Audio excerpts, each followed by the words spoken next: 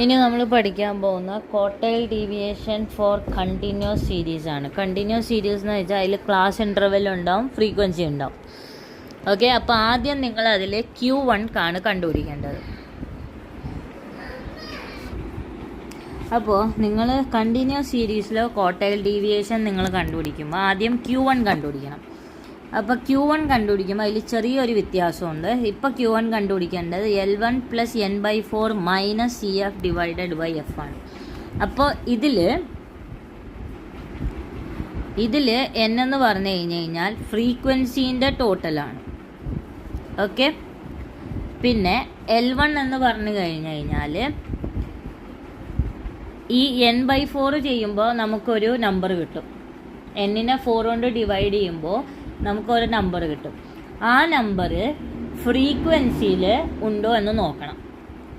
Okay, ഫ്രീക്വൻസിയിൽ ആ number ഇല്ലെങ്കിൽ അതിൻ്റെ തൊട്ടടുത്ത നമ്പർ ഉണ്ടോ എന്ന് നോക്കണം. ഫോർ എക്സാമ്പിൾ, നിങ്ങൾക്ക് n കിട്ടിയത് 20 ആണെന്ന് വിചാരിക്കുക.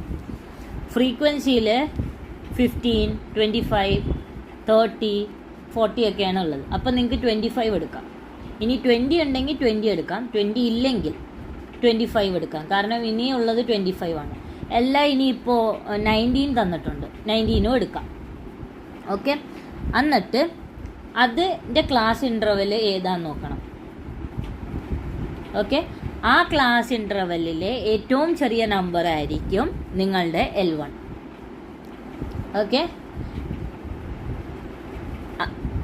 അപ്പോൾ ഈ 20 എന്ന് പറയുന്നത് ഒരു ക്ലാസ് ഇൻ്റർവെൽ 10 to 20 ഇടയിലാണ് വന്നെങ്കിൽ, ഞാൻ ജസ്റ്റ് ഒരു എക്സാമ്പിൾ പറയാം, 10 to 20 ഇടയിലാണ് വന്നെങ്കിൽ ഈ 10 to 20 ചെറിയ നമ്പർ ഏതാ? 10. അപ്പോൾ 10 ആയിരിക്കും നിങ്ങളുടെ L1.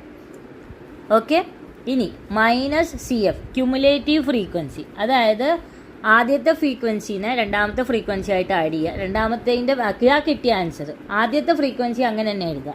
ഞാൻ പറഞ്ഞുതരാം, അത് ഞാനൊന്നും കൂടെ എക്സ്പ്ലെയിൻ ചെയ്തു തരാം.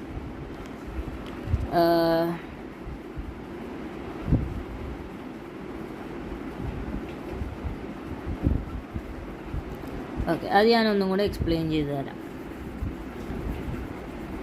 ഇപ്പോൾ നിങ്ങൾക്ക് ഒരു ക്ലാസ് ഇൻ്റർവെൽ തന്നിട്ടുണ്ട് 0 to 10, 10 to 20,